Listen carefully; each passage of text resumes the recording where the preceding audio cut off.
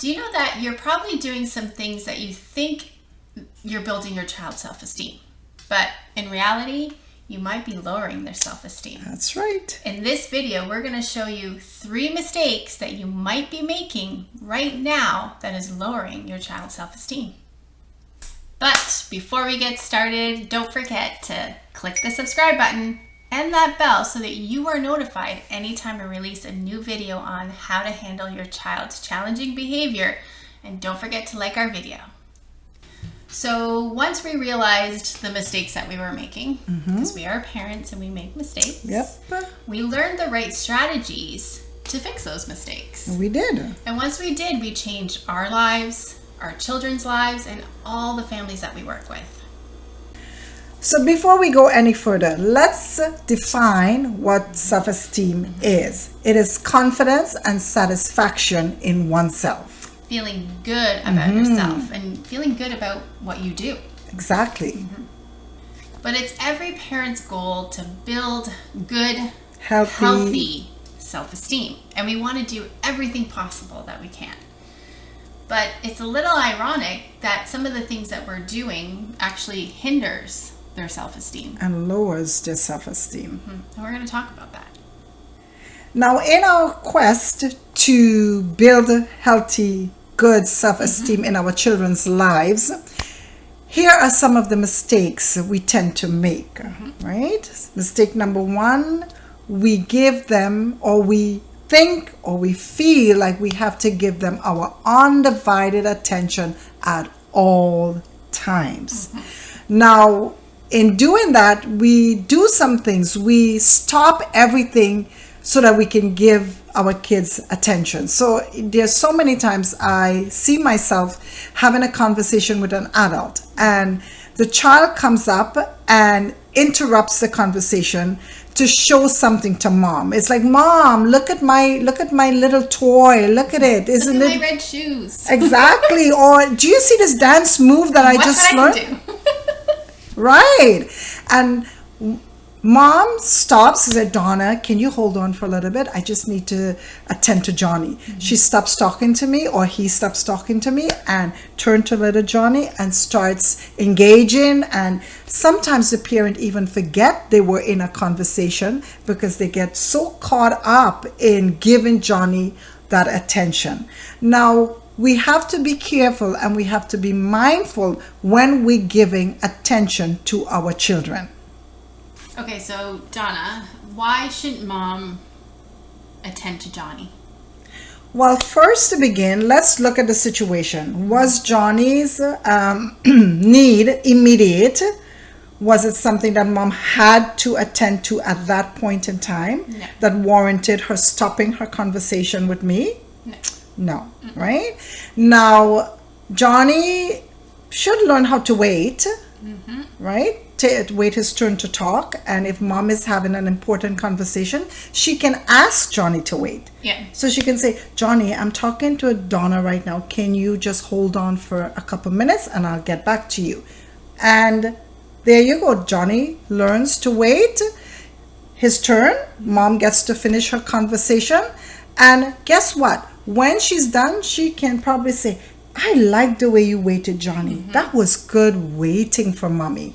Guess what? Johnny feels good about himself because he waited for mommy and she gave him a compliment. Okay, mistake number 2. We must make things easy for them so they don't fail. We don't want them to fail, right? I know that. I can attest because I had one of my kids who would leave their work every day on the kitchen table without fail. And guess who was driving over to the school? Exactly. And you know what? Honestly, I knew my son had struggles with memory in terms of forgetting things. But instead of putting some strategies in place to help him to remember, I took the stuff for him because I didn't want him to get in trouble. I didn't want him to fail his courses most of all. So I felt the best way to solve that problem was to just drive. Make it easy for him. Yes, take the homework. And that's what I did. All right, so Donna, going back, what could you have done?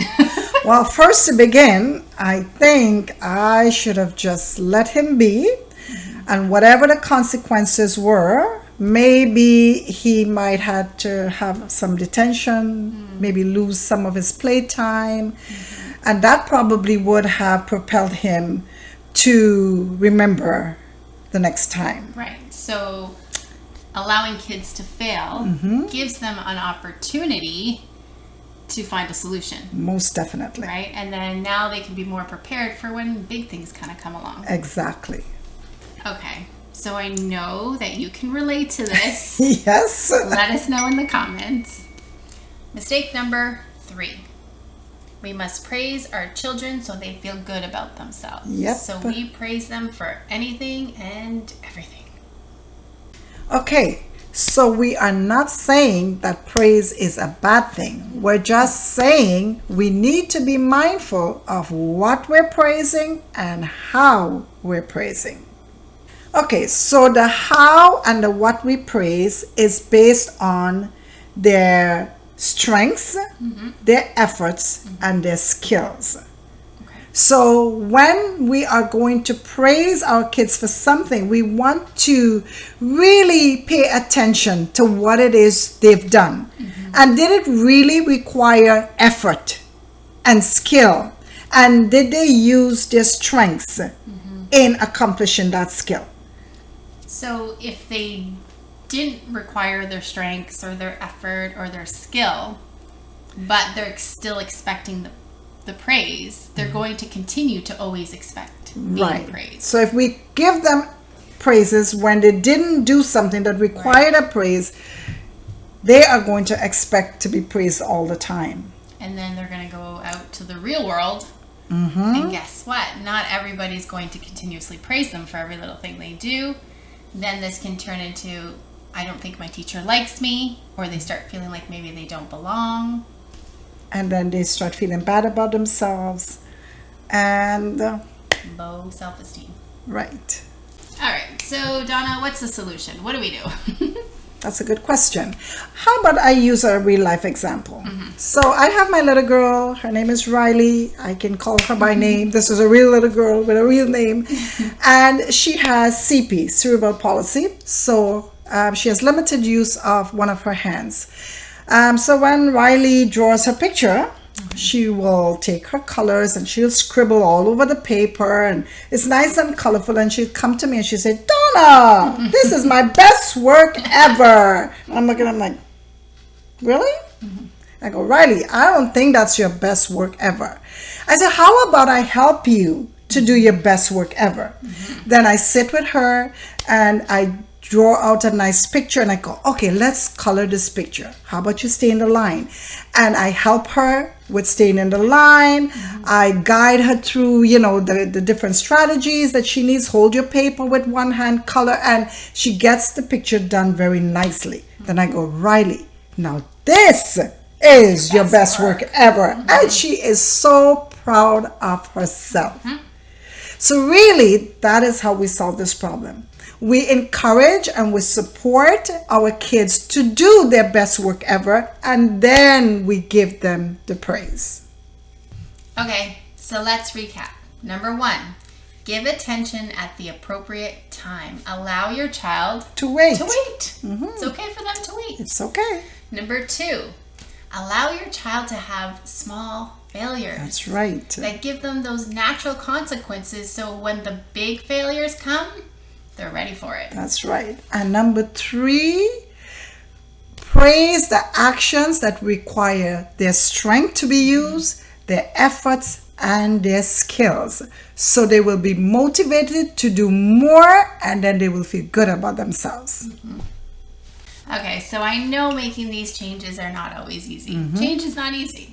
But we have a great online community full of parents that are very supported by us and each other. And if you would like to join us, you can reach us at admin@parentingbeyondbehaviors.com.